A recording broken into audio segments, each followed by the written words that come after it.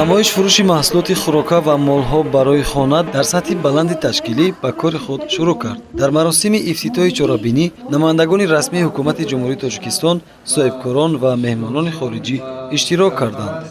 дар арафаи таҷдиди сисолагии истиқлолияти ҷумҳурии Тоҷикистон як намоиши бонуфуз бо номи тамғаи писандидаи ҷумҳурии Тоҷикистон баргузор карда мешавад. ва дар ин намоишгоҳ маҳсулоти ниёзи мардум, маҳсулоти озуқаворӣ пешниҳод карда шудааст. ташкилкунандагон зимни ифтитоҳи намоиш фурӯши тамғаи писандидаи Тоҷикистон иброз доштанд, ки ҷорабинии иқтисодӣ бо дастгирии ҳукумати ҷумҳурии Тоҷикистон, Вазорати саноат ва технологияҳои нави ҷумҳурии Тоҷикистон, ширкати Тисел ва агентии рекламавии Тайрон доир карда шуд. намоиш фурӯши маҳсулот бо мақсади муаррифии истеҳсолкунандагони ватанӣ соли 8-ум аст, ки дар дораи лоиҳаи тамғаи писандидаи Тоҷикистон аз ҷониби агентии рекламавии Тайрон, ҳафтаномаи Тоҷикистон дар якҷоягӣ бо шарикон аз ҷумла Вазорати саноат ва технологияи нави ҷумҳурии Тоҷикистон, Палатаи савдо ва саноати ҷумҳурии Тоҷикистон баргузор карда мешавад.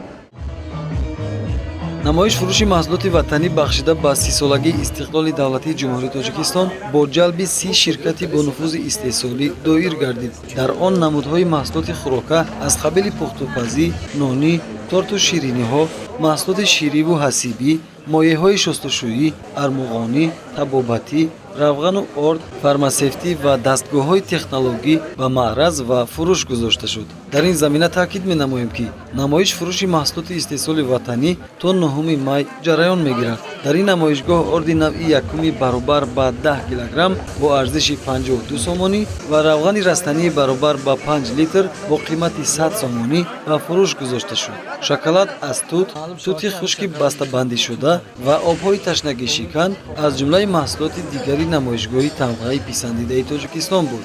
гӯшаи олами матрасҳо таваҷҷӯҳи моро ба худ ҷалб кард. аз муаррификунандаи мол барои хона пурсидем, ки моли истеҳсолии корхонаи шумо то кадом андоза дар бозор рақобатпазир аст? матрасе ки ин хеле истеҳсол мекунем мо дар Туркия агар $400-500 мисол мебиред инҷа $160-170 дигар зиёд мешавад. $700-800 матрас, турецкий матрас ҳаст. Аймо 3000 сомона. 3000 сомон $290 гирд мешавад. Рақобатпазир ва сифатманд ҷавоб медиҳад. баргузории намоиш фурӯши маҳсулоти хӯрока ва молҳои барои хона дар тарғиби молу маҳсулоти ватанӣ мусоидат намуда, барои ба вуҷуд овардани рақобати солим дар бозор, беҳтар шудани сифати маҳсулот ва хизматрасонӣ ба мардум мусоидат мекунад. иқдоми мазкур боиси он мегардад, ки тамғаи корхонаҳо шинохта, маҳсулоташон тарғиб ва харидоронашон зиёд шавад. соҳибкорон ва истеҳсолкунандагони маҳсулоти ватанӣ дар баробари таъмини бозори дохилӣ имрӯз молу маҳсулоти худро содирот ҳам мекунанд. айни замон ҷумҳурии Тоҷикистон бо беш аз 100 давлати дунё муносибатҳои тиҷоратӣ дошта, ба 37 мамлакат зиёда аз 400 номгӯи маҳсулоти саноатию кишоварзиро содирот менамояд.